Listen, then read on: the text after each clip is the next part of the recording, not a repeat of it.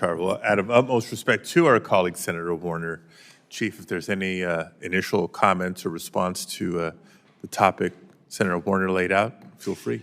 Yeah, I think I think we all need to be concerned about the cyber threats, and we do work. The Capitol Police works very closely with the Senate Sergeant of Arms on those kinds of cyber threats. Our Intelligence Bureau has one of our agents is assigned to an FBI task force, a cybersecurity task force, so they're able to not only take the lead on some of those investigations, but they have the resources of the entire FBI with it being on that task force. So that's been very helpful for us. I think the other issue really is how artificial intelligence, it can be a great help, and it can also increase threat activity, and we're seeing both of those things. I mean, we provide information on a pretty regular basis to our oversight committees about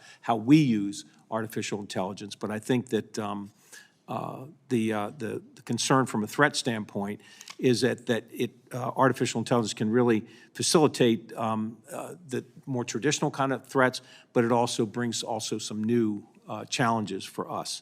And just having bad actors, the ability to more easily generate and disseminate propaganda, oftentimes using it to get their followers all geared up, for on some issue.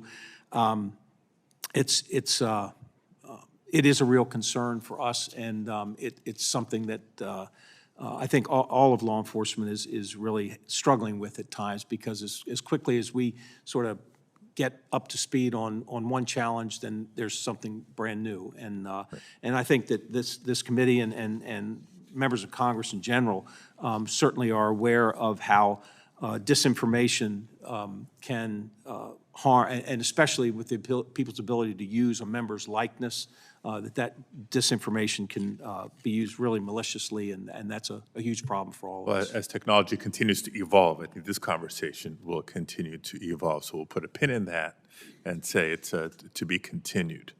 Now, I want to preface my next question with a little bit of context. My career started in local government.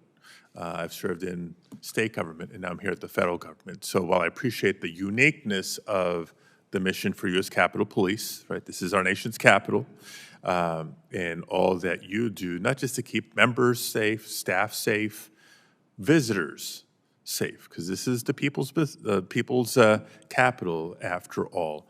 I want to spend a moment on some of the fundamentals that I think are consistent across police departments and agencies, large and small, urban, rural, across the country.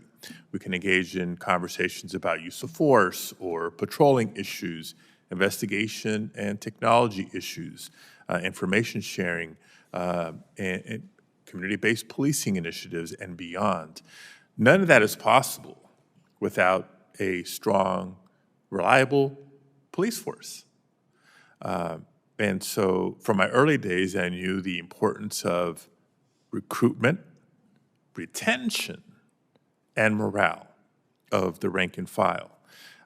You've described in your testimony, your written testimony, the difficulties with recruitment, retention, morale during the COVID-19 pandemic, and certainly the unique challenges posed by January 6th of a few years ago. You spoke earlier briefly about some of the improvements on the recruitment side, given salary levels, changes to benefits, et cetera. Can you speak for a minute on the retention side, what's working, what's not working, how we doing, and on the morale side, what's working, what's not working, how we doing? I've been a police officer for 46 years, and I spent most of my career in local policing. And I will tell you about morale. Morale is in the eye of the beholder. If a chief sits in front of you and tells you morale's just fine, well, there's some officers there the morale's great. There's some that the morale is not so good. And then you've got the 80% in the middle that on any given day it could be good or bad. I think what we need to do is make sure we're treating our officers fairly, that when we recruit, we're recruiting the right people for this job. I think if you look back, and I started policing in the 70s, and there were, I don't know what the characteristics they were looking for in a good police officer back then, but I will tell you, we do a 1,000 times better today at selecting the right people for the job, and investing in their training throughout their career, not just in the academy, but throughout their career, and then holding everybody accountable, from me down to the last newest recruit.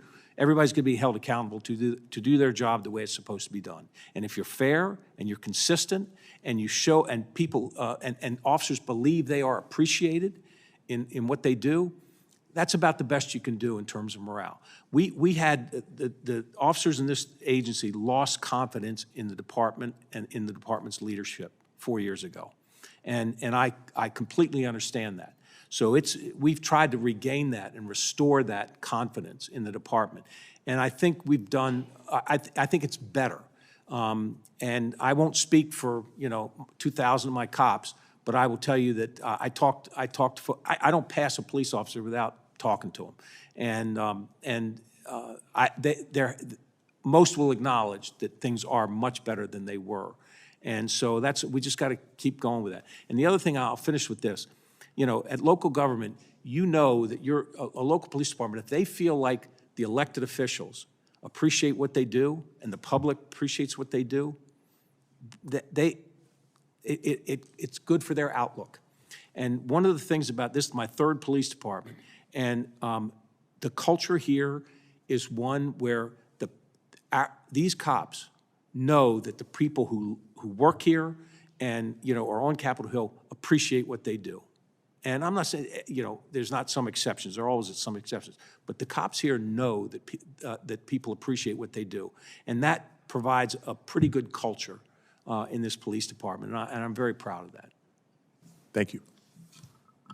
Okay, very good. Senator Schiff. Thank you, Madam Chair. Senator Padilla was asking me if this is